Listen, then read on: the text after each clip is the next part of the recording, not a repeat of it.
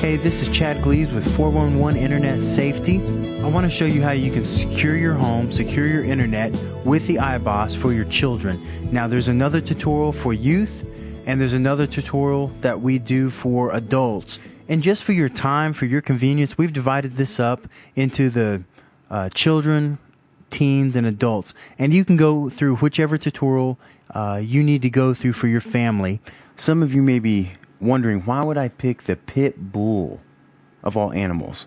Why not something else? Well, would you rather have a pit bull walking down the street who loved your son or daughter and was protecting them, or would you rather have this bumbling dog that can hold 3 tennis balls? Sometimes I feel like some of these filters out there, software filters, are like this friendly dog. They can do 3 things at one time, but they don't really do the job. You get a pit bull, you walk down the street, and even if it's the friendliest pit bull in the world, because of their reputation, because of their abilities, people aren't going to mess with you. They're like, hey, there's a pit bull, we're going to walk on the other side of the street. And that's kind of what you get with the IBOSS here. It is very capable, very strong. It is capable of protecting your child, your children from internet harm. This thing does the job. So let's get into this. If you want to get into the IBOSS, just open up Internet Explorer or Firefox or any other web browser there and type in myiboss.com. And this is not going out to the internet. It's going to be rerouted to your local appliance, the IBOSS there. So when you bring that up, configuring internet controls, and again, this is just for children. We're going to go in, if I was setting this up for children, we're going to take these groups right here. Now, notice that there's 3 groups. I set these up with children in group 1. That would be my children's setting. Group 2 is the teens, group 3 is adults. That's how I organize it. And if you go through these tutorials, if you go to the teen, I'll be working in group 2. If you go through the adult tutorial, we'll be going into group 3. So we won't mess with the other 2 groups. We're just doing group 1. The first thing you want to do here is for children, I would suggest selecting them all. Okay? If you want to look through and allow your kids to go somewhere else. But for children, this is how I would suggest that you do this. We always block selected categories, and we want to make sure that logging is enabled, and stealth mode we want to make sure is disabled. Strict safe search enforcement is enabled. Okay, scanning this, you can keep that disabled. Allow legacy is also disabled. And the final thing here, identity theft, make sure that is clicked enabled. Push save takes you back to the top. Let's go back to home. Let's go back to configure internet controls. The next thing we need to click is the program section. Again, make sure you're clicked on group 1.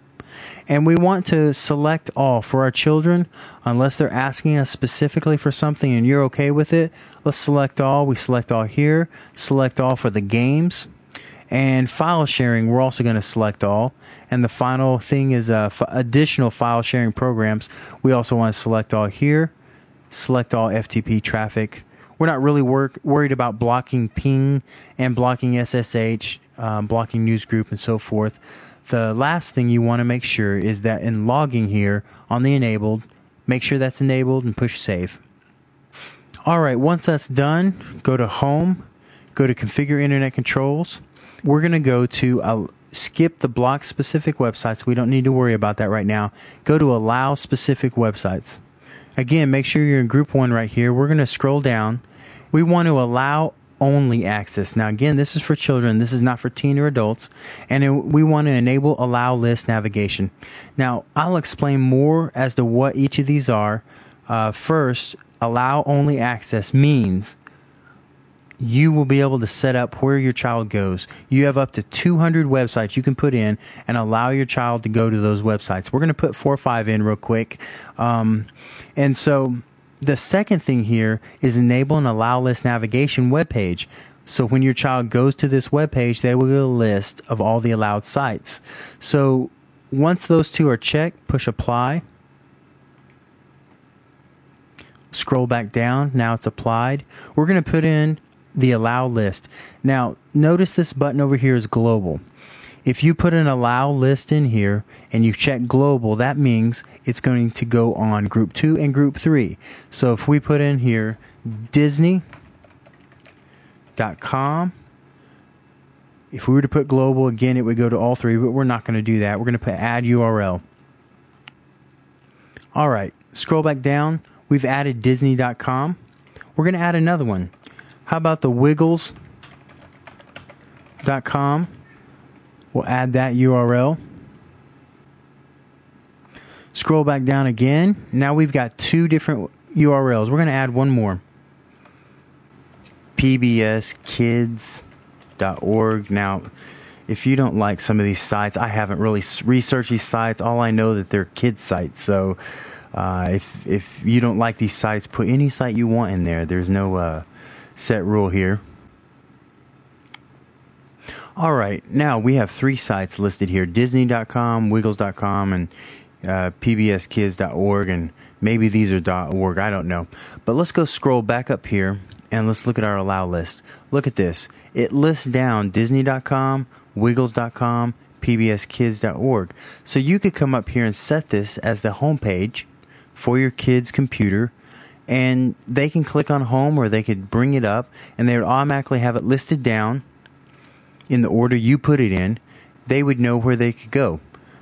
Click on this, go to Disney.com. Really cool feature for kids. And so once you're done with that, push done, put in all the stuff that you need.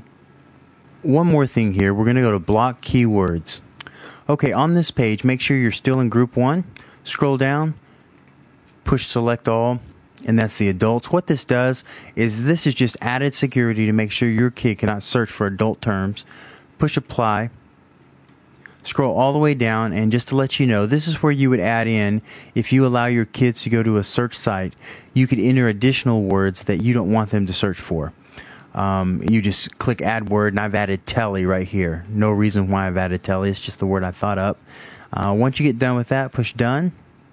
That covers everything that you would need to do to set up for a child to be completely safe using the IBOSS on the internet. And this way, the child can only go to the allow list that you have there. Now, if you want the IBOSS for your home, if you have not purchased it yet, I would encourage you to purchase the IBOSS. When you're filling out the form on the IBOSS and they give you an option for a discount code, put in 411internetsafety.com, and you're going to get a 10% off both the IBOSS appliance and also for the year's subscription. The IBOSS appliance right now is running around $39 full price, and the subscription is $59. So you could save just about $10, maybe $8 there, just by typing in our name. Again, 411 Internet Safety. Go out and buy it. It helps to pay bills around here.